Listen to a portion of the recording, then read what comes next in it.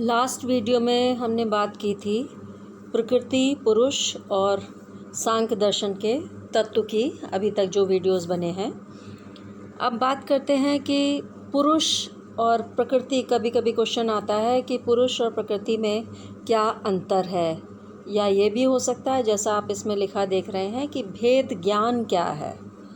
तो आपको 2 कॉलम बनाने होंगे, एक प्रकृति का बनाइए, एक पुरुष का बनाइए, जिसमें सबसे पहले आपको जो अंतर है कि फर्स्ट नंबर पे आप देख रहे हैं कि प्रकृति अव्यक्त से व्यक्त का रूप धारण करती है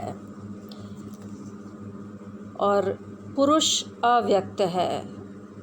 उसको अभिव्यक्ति उसकी बहुत कठिन है। प्रकृति शुरू में समझ में नहीं आती, बाद में अव्यक्त रूप है, बाद में वो एक व्यक्त, मतलब आप उसको समझ सकते हैं, देख सकते हैं, सुन सकते हैं, जान सकते हैं। कैसे? सूक्ष्म विचारों के माध्यम से। जैसे हम और आप कहें कि मनुष्य की प्रकृति वो बहुत ही शांत प्रकृति का व्यक्ति है, तो शांत शब्द आप उसका अनुभव कर सकेंगे विचारों के माध्यम से, उसके व्यवहार के माध्यम से, मूर्त रूप में नहीं कर पाएंगे। जैसा पहले ही आपको बताया था कि दर्शन जो है अमूर्त चिंतन पर आधारित है। तो पहला जो भेद है, पहला जो अंतर है प्रकृति और पुरुष में, कि प्रकृति अव्यक्त से व्यक्त का रूप धारण करती है और पुरुष अव्यक्त है। पुरुष से आपको माइंड में सेट कर लेना है, पुरुष से मतलब आत्मा है। सेकंड पॉइंट, प्रकृति जड़ है, पुरुष चेतन है, कॉन्शियसनेस है। तीसरा, थर्ड पॉइंट, प्रकृति भोग्या है, मतलब भोग की वस्तु है, सब्जेक्ट ऑफ नॉलेज कह सकते हैं उसको, क्योंकि यहाँ भेद ज्ञानी है। भोक्ता नोअर, जानने वाला, उसको भोग करने वाला। नेक्स्ट पॉइंट, प्रकृति बंधनमय है। इस प्रकृति के ही कारण, नेचर के ही कारण व्यक्ति संसार में बंधन से युक्त है। किसी न किसी तरह का बंधन हर व्यक्ति का है।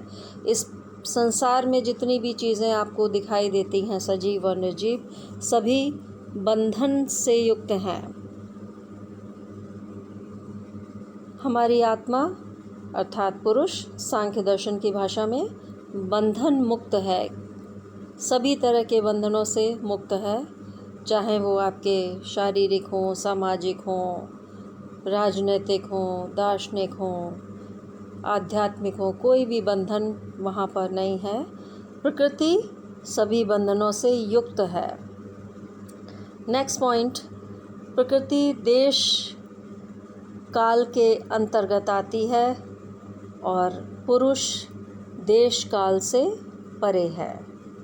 मतलब प्रकृति से तात्पर्य, यहाँ देश काल से क्या है आपका तात्पर्य, कि आपका टाइम, काल इज टाइम, समय बाउंड है, ठीक है, देश स्थान विशेष, और आत्मा जो है देश काल से परे है। मतलब आत्मा को कोई बंधन मुक्त है ना, तो उसका कोई टाइम बाउंडेशन नहीं है, देश काल से परे है, और कहीं भी सब जगह समान रूप से, वहाँ किसी भी तरह का कोई देश काल की सीमा में बंधी हुई नहीं है।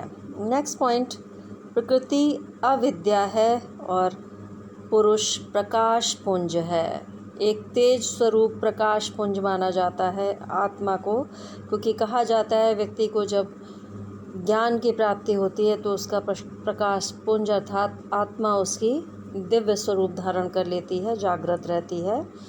अविद्या से मतलब अज्ञानता से है। यहाँ अविद्या से मतलब ऐसा नहीं कि आप बहुत पढ़े लिखे हैं, साक्षर हैं। 2 चीज़ें होती हैं, हम हमेशा ही अपनी क्लास में बताते रहे हैं कि साक्षर है और एक आपका शिक्षित है। तो आप जो कुछ भी पढ़े लिखे हैं, जितनी भी डिग्री आपने ली है, अगर आपका बिहेवियर मॉडिफिकेशन हुआ है, व्यवहार में परिवर्तन हुआ है, तो आप शिक्षित हैं, एजुकेटेड हैं, अदरवाइज़ यू आर लिटरेट। आपको अपने को देखना है कि हम किस श्रेणी में आते हैं। अविद्या से मतलब यहाँ पर अज्ञानता से है कि हम अज्ञानवश जीवन में बहुत से कार्य ऐसे करते हैं, कहीं पर भ्रम की स्थिति उत्पन्न होती है, कहीं पे हमारी रूढ़िवादी परंपराएं हैं, कहीं पर हमारी मान्यताएं हैं। इन सब के कारण हम भ्रम की स्थिति में होते हैं, वही अविद्या है। मतलब ज्ञान की प्राप्ति है लेकिन वास्तविक ज्ञान की प्राप्ति नहीं हो पाती है। पुरुष आत्मा जो है वो प्रकाश पुंज है, स्वयं में ज्ञानवान प्रकाश पुंज मानी गई है। क्लियर?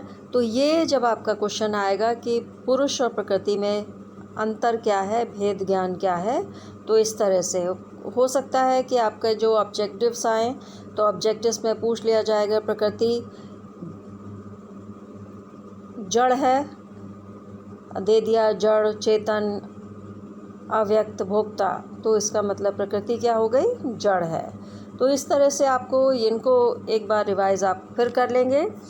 देखिए, सबसे पहले हमने आपको बताया अव्यक्त से व्यक्त का रूप धारण करती है प्रकृति। पुरुष अव्यक्त है, पुरुष से तात्पर्य आत्मा, याद रखना है। प्रकृति जड़ है, पुरुष चेतन है।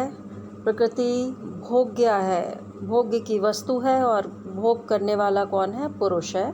प्रकृति बंधन से युक्त है, मतलब बंधनमय है, और पुरुष बंधन से मुक्त है, अर्थात किसी भी तरह के बंधन में वो नहीं है। प्रकृति देश काल के अंतर्गत आती है और पुरुष जो है देश काल की सीमा से परे है। प्रकृति अविद्या अर्थात अज्ञान है, और पुरुष जो है प्रकाश पुंज है। आज के लिए बस इतना ही। नेक्स्ट वीडियो में कुछ और बात करेंगे।